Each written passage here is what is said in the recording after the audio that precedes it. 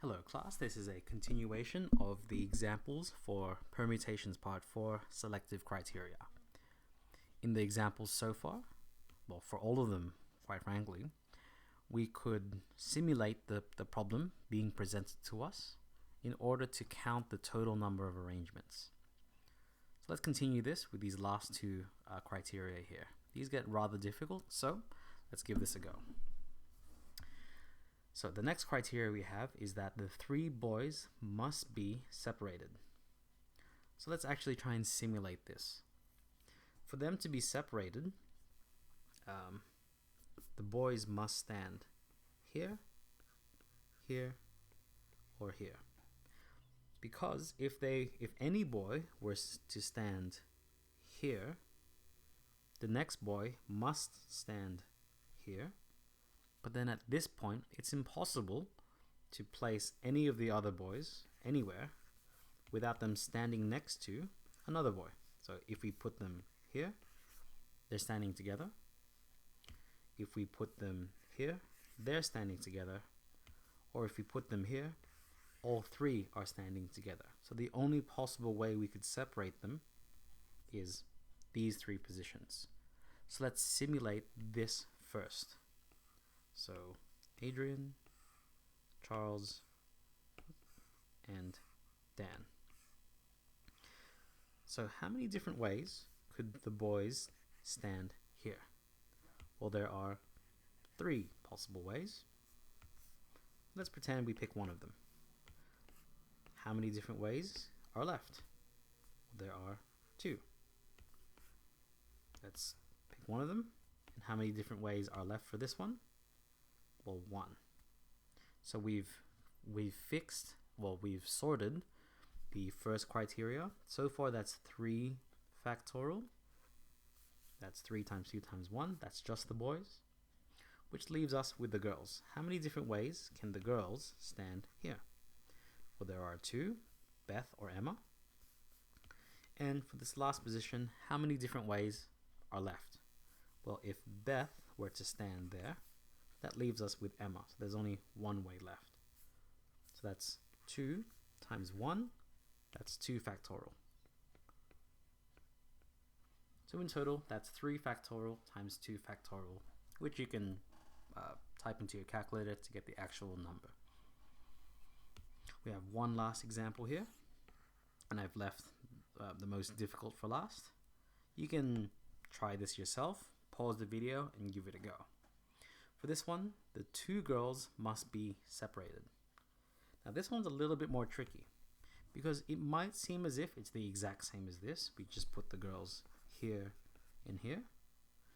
However, it's also possible to put them here and here because this criteria doesn't specify anything about the boys being separated or together. So it's allowed for 2 boys to be here and here, so long as the girls are separated. So as you can see, this already gets a little bit more tricky because we could put the girls there and the boys there, or we could put the girls here and the boys here, or we could put the girls here and the boys here. Okay, so it gets a little bit more tricky with this one. You can go ahead, pause, and try it yourself.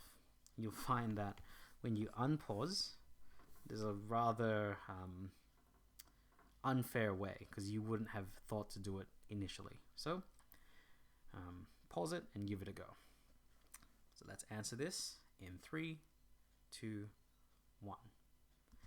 For this one, I'm actually going to answer it in such a way that the girls must be together.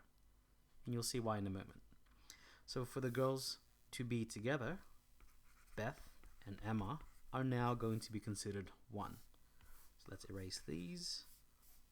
And let's move this around like so. So Beth and Emma are now together. That leaves us with 4 different ways. Well, 4 factorial ways. Because just as before, we're treating these as 1. So there are 4 there are 4 objects left. That's 4 times 2, 4 times 3 times 2 times 1, ignoring this one. So that's 4 factorial. But then between Beth and Emma, they can switch around. So that's 2 factorial more ways that we can switch them around. Now, this is not the answer. This is the answer of the girls being together. Now, to find the ways that the girls must be separated, we now look back to the total. So this is the total number of ways if there are no restrictions whatsoever. Well, if we remove the number of ways that they are together,